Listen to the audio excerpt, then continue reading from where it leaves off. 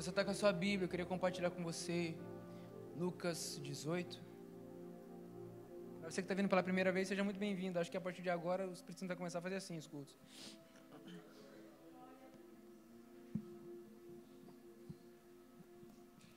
Tá ficando normal já. Lucas 18. A palavra traz uma mensagem para mim e para você. No verso 1 a palavra fala: então Jesus contou aos seus discípulos uma parábola, para mostrar-lhes que deviam orar sempre. Fala comigo, orar sempre. E nunca desanimar. É engraçado porque esse princípio que Jesus traz, ele traz primeiro para os discípulos. Existem verdades que o Senhor quer revelar a você. Existem verdades específicas, princípios, revelações sobrenaturais que o Senhor quer trazer só para os discípulos. Você está entendendo o que eu estou falando aqui já nessa noite? Tem revelação que vai ser dada só para discípulo, irmão. Só para quem anda junto, só para quem tem relacionamento com Ele. Jesus não estava ensinando isso aqui para a multidão. Embora a multidão constantemente andasse com Jesus. Você está comigo aqui? Embora constantemente a multidão andasse com Jesus, existem realidades, e você vê isso durante todos os evangelhos. Existiam momentos onde Jesus ele se achegava com seus discípulos, ele falava assim: ei, senta aqui que existe uma porção só para você. Por isso que é lindo que a gente vive na igreja, mas tem uma porção que Deus quer derramar lá no seu quarto. Ah, você não está comigo ainda não. Tem coisas maravilhosas que o Senhor vai derramar aqui na igreja, mas você vai viver realidades ainda mais sobrenaturais lá dentro da sua casa. Isso aqui é só quando os santos se reúnem. Mas em Lucas 18, se você continuar lendo, então Jesus ele traz a importância disso contando uma parábola. Jesus era maravilhoso, ele era um expert em contar parábolas.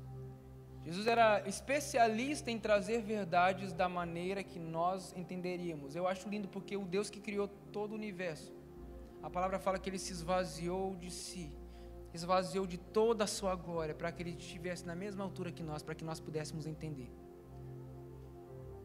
Por isso que eu creio mesmo que Deus, ele literalmente, nem que ele tenha que às vezes, tem que ser muito bem claro, para que nós possamos entender. Pode ter certeza que ele vai ser claro, para que você entenda o que ele está falando. E é por isso que ele fala para a gente orar, porque na oração ele traz a revelação, na oração ele traz a verdade, na oração ele traz a resposta. E Jesus é muito claro dizer para eles: orem sempre, mas ele continua: e nunca desanimem. É inevitável quando nós estamos passando por dificuldades, quando nós estamos passando por situações que não estão favorecendo a nossa vida, ou realidades que a gente não esperava começam a aparecer, isso começa a nos desanimar, sim ou não? Eu não sei você, mas quando eu vejo, eu estou orando, eu estou buscando, e Deus não fez ainda, ou aquela situação não mudou, isso me desanima muito. Mas Jesus é muito claro dizer para nós: ei, ore sempre, sem desanimar. Desânimo vem com dificuldade, perseverança é o contrário disso, porque perseverança é você continuar independente daquilo que você tem vivido. Você está entendendo o que eu estou falando para você já aqui? Já estou pregando aqui, eu prometo que eu já estou acabando. Mas a verdade que Jesus traz para nós é através da oração. Nesse lugar é que você poderá ter acesso àquilo que eu tenho para você. E Jesus então começa a contar uma parábola. Eu prometo que eu vou ser bem breve, mas se você está com a sua Bíblia, vamos ler juntos o que a palavra fala. A palavra nos diz, no verso 2, ele disse: em certa cidade havia um juiz que não temia a Deus, nem se importava com os homens. E havia naquela cidade uma viúva que se dirigia continuamente a ele, suplicando-lhe: faze-me justiça contra o meu adversário. Por algum tempo ele recusou, mas no final disse a si mesmo: embora eu não tema a Deus e não me importe com os homens. Olha isso, é muito forte. Vou fazer justiça para que ela não venha mais me importunar. Jesus ele começa a trazer a revelação de um juiz que não era justo, e ele vai deixar isso bem claro no próximo versículo. Ele vai falar assim: ei, existia uma certa mulher que estava lá todos os dias, constantemente, batendo na porta, pedindo: faz justiça, faça justiça, faça justiça. E a palavra fala então que esse homem que não era comovido por pessoas, não se importava com pessoas, não estava nem aí para aquela mulher, um dia ele decide abençoá-la, decide ser justo. E a palavra fala no verso 6: E o Senhor continuou: ouçam o que diz o juiz injusto. Acaso Deus não fará justiça aos seus escolhidos que clamam a Ele de dia e de noite? Continuará fazendo-os esperar, eu digo a vocês, Ele lhes fará justiça e depressa. Contudo, quando o Filho do Homem vier, encontrará fé na terra? É engraçado porque Jesus ele começa a trazer essa parábola e trazendo uma verdade. Ele traz aos discípulos um princípio por trás da parábola, porque toda parábola traz por trás dela princípios. O princípio é esse: a oração, sem o desânimo, com o ânimo no Senhor, com as expectativas no Senhor, constante, uma oração constante, uma oração que não se abala, uma oração que não desanima, uma oração que é persistente. A palavra vem falar para mim e para você.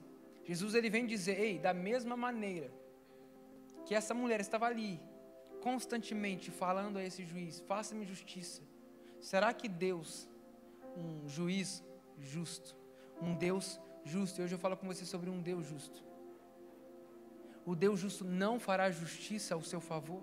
Não responderá às suas súplicas, às suas orações de dia e de noite? Jesus ele começa a trazer um princípio de oração, ele fala de perseverança através do ânimo e não do desânimo, mas por trás ele traz um princípio que se chama justiça.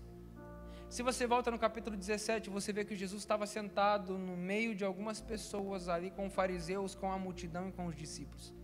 Existem realidades que Deus vai falar para os discípulos, mas existem realidades que Deus vai falar aos fariseus. E se você continua lendo, Jesus ele aproveita esse gancho ao falar de justiça. E ele traz então uma revelação para mim e para você, e continua o texto que está no verso 9, ele fala: há alguns que confiavam em sua própria justiça e desprezavam aos outros. Jesus contou essa parábola, ou seja, naquele mesmo ambiente existiam pessoas que tinham a mesma disposição de coração e atitude que aquele mesmo juiz injusto estava ali, na parábola. Então Jesus agora traz o princípio para essas pessoas. Verso 10. 2 homens subiram ao templo para orar. Um era fariseu e o outro publicano. O fariseu em pé orava no íntimo. Orava onde? Deixa eu falar uma coisa para você, irmão. Deus conhece seu coração. Você pode vir aqui para a igreja, você pode falar muita coisa, você pode parecer muita coisa. Eu não conheço você, irmão. Talvez o seu cônjuge não te conheça o tanto quanto Deus te conhece. Ele conhece o mais profundo do seu coração. A palavra fala então que no seu íntimo ele orava: Deus, eu te agradeço porque não sou como os outros homens, ladrões, corruptos, adúlteros, nem mesmo como este publicano. Jejuo 2 vezes por semana e dou o dízimo de tudo que eu ganho. Mas o publicano, à distância, ele nem ousava olhar para o céu, mas batendo no peito dizia: Deus, tem misericórdia de mim, que sou pecador. Jesus ele disse: eu digo que este homem, não o outro, foi para casa justificado diante de Deus. Pois quem se exalta será humilhado, e quem se humilha será exaltado. O princípio por trás dessa palavra que eu preciso trazer para você nessa noite, que eu sentia muito forte do Espírito Santo desde ontem falando comigo a respeito disso. Eu não sei se você sabe, mas Deus está mudando muitas coisas na nossa igreja, Deus está mudando muita coisa na minha vida, Deus, para que a gente possa viver todas as promessas que foram liberadas sobre nós. E às vezes não é fácil a gente se colocar à disposição do Senhor. Talvez por muitas vezes você não vai entender, por muitas vezes você não vai nem concordar. Você está comigo aqui nessa noite? Por muitas vezes você não consegue entender aquilo que Deus está fazendo do jeito que Ele está fazendo, mas há algo que nós precisamos entender. Nós precisamos ter o nosso coração disposto e disponível nas mãos do Senhor. O que Jesus estava querendo trabalhar aqui com o fariseu e com o publicano, pastor, me explica, porque eu acho que é a mesma coisa. Não são as mesmas coisas. O fariseu era o cara zeloso pela lei, o famoso religioso, que fazia trazendo para si a glória, que fazia, trazendo para si a sua autoconfiança, como diz o texto, a sua autojustificação. Irmão, deixa eu falar uma coisa para você. Talvez você pode fazer muita coisa, como o fariseu. Você pode jejuar 2 vezes por semana. Você pode dar o dízimo de tudo aquilo que você ganha. Você pode aqui, não, Senhor, porque eu não sou como esse, que é adúltero, que é prostituto, que é ladrão. Eu não sou igual a ele, nem como esse publicano. Eu não sou como essas pessoas, Jesus. Então eu acho que eu tenho um pouquinho mais de direito do que os outros. Ei, sabe o que Jesus está falando para mim e para você nesse dia? O único que pode nos justificar é o Senhor. O único que pode te tornar justo o suficiente diante dos olhos de Deus é o Senhor. Não é a sua capacidade, a sua auto-performance, o quanto você é bom diante dos olhos de Deus, porque diante de Deus, o religioso estava cometendo o mesmo pecado do adúltero. Diante de Deus, o que tinha a autoconfiança, a falta de necessidade de Deus. Talvez, irmão, sabe o que Deus te trouxe aqui nessa noite? Para te lembrar a necessidade dEle. Talvez você veio aqui, não, pastor, eu vim na igreja mesmo só para bater ponto, porque eu não preciso muito dEle, mas eu vim aqui só para dizer que eu estou aqui. Mas nessa noite Jesus quer mudar a sua história, irmão. Ele estava querendo ensinar para os fariseus, dando uma oportunidade para ele, revelando o coração deles, mas também mostrando para os discípulos: ei, não adianta nada você caminhar comigo todos os dias, mas se você ainda tiver esse coração, você não é justificado diante do Pai.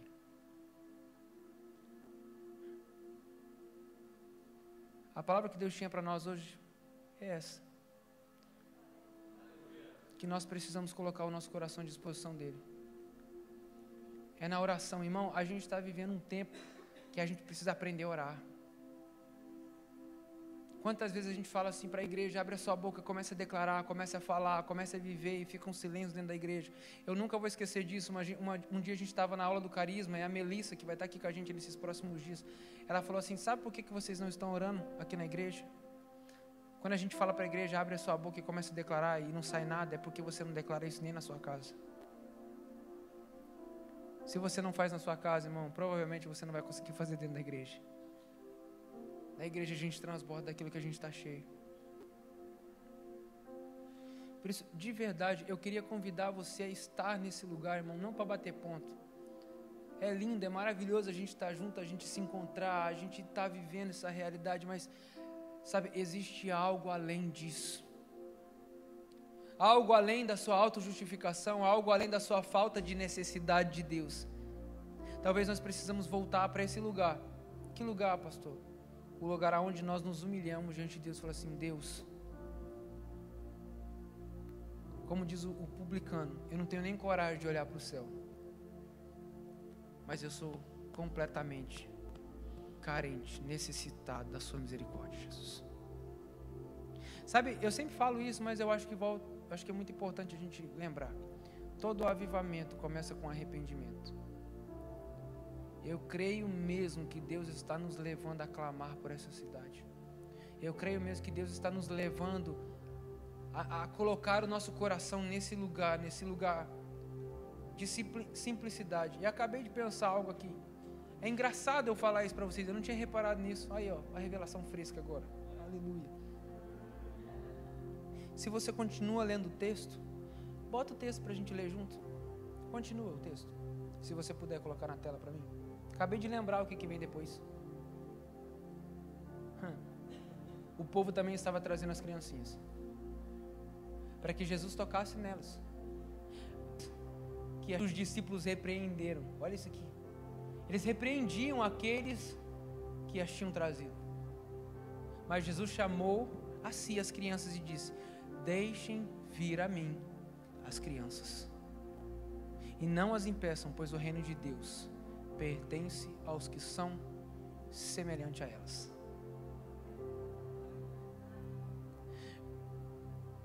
E ele continua: digo a verdade, quem não receber o reino de Deus como uma criança, nunca entrará nele.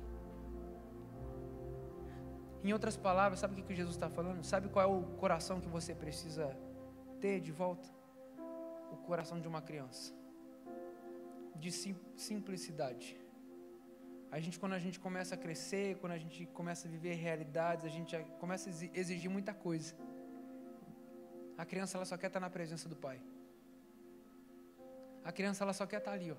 Quer estar junto. A gente estava almoçando aqui junto, o Felipe estava agora há pouco. Aí os menininhos, ele acabou de almoçar, os meninos assim, pai. Você está preocupado com tanta coisa. Jesus, ele está falando, publicando, você está preocupado. O fariseu, você está preocupado com tanta coisa, fazendo tanta coisa, isso é tudo maravilhoso, mas você esqueceu da coisa mais importante. É de entender que você é completamente necessitado de mim. Por isso, nessa noite, irmão, pode deixar esse soco tocando.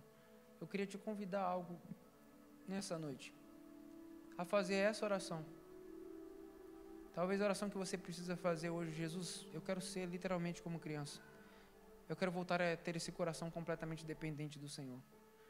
Eu quero através da oração, entender que o Senhor é o único caminho que me justifica ao Pai.